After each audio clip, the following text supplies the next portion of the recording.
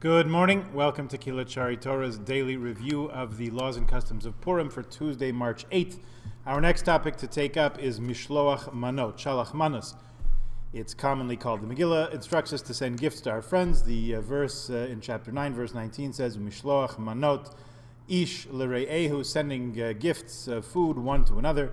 The idea behind this mitzvah is to increase friendship throughout Klal Yisrael amongst the Jewish people and to counteract the derogatory claim of Haman HaRasha, the wicked Haman, that we are a fragmented people, as expressed in his statement back in chapter 3, Yeshnai Am Echad Mefuzar Umefurad Bein Ha'amim. There's this certain people which is scattered around throughout the land and dispersed amongst the peoples.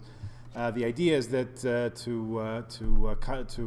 give direct contradictory evidence to that notion that we're scattered hither and yon and don't have a connection one to the other, we share food with one another, make sure that each has enough to celebrate the Purim Suda, the festive Purim meal. If you give Shalach Manos anonymously, it only fulfills the requirement of providing food for the meal, but it does not increase camaraderie. So for this reason, you should be sure not to fulfill the mitzvah anonymously. At least give one package of food. We'll talk about exactly what the minimum requirement is in a moment, with the sender knowing your name, who you are, your identity. Furthermore, in order for the giver to fulfill the mitzvah, the recipient must be aware sometime on Purim that they've received Shalach Manos. So if they're away from home, they don't learn about it until after Purim, you missed out on that one. Women are required to fulfill the mitzvah of Shalach Manos just like men. Interesting question about married women. Can a married couple give Shalach Manos together? Or should they just make sure that each gives to their own? This, in fact, is the prevailing custom. Adult children are required to send their own Shalach Manos, even if they're still being supported by their parents. Children below the age of Bar and Bas Mitzvah who've reached the age of Chinuch, the educable age, let's say it's called 3 or 4 or 6 or 7, somewhere in there, should be trained, and indeed are, in fact, to give Shalach Manos on their own. Now, what's the requirement for Shalach Manos? What does it have to be? The requirement to fulfill the mitzvah of Mishloach Manot, sending gifts of delicacies, portions one to another, is to send at least 2 types of food to one friend.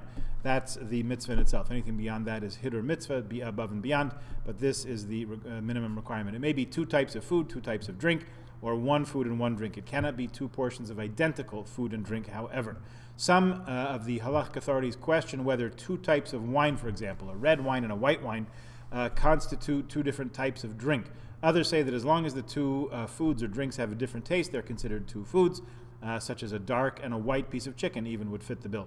According to this, 2 types of wine, 2 different flavors of cookie, a white chocolate and a dark chocolate, etc., would in fact be considered 2 foods. There's a common misconception that the 2 foods must be different enough that that they have receive 2 different brachas. In other words, borei minei mezonot for a cookie or a croissant, and borei pri hagafen for wine. This is not rooted in fact.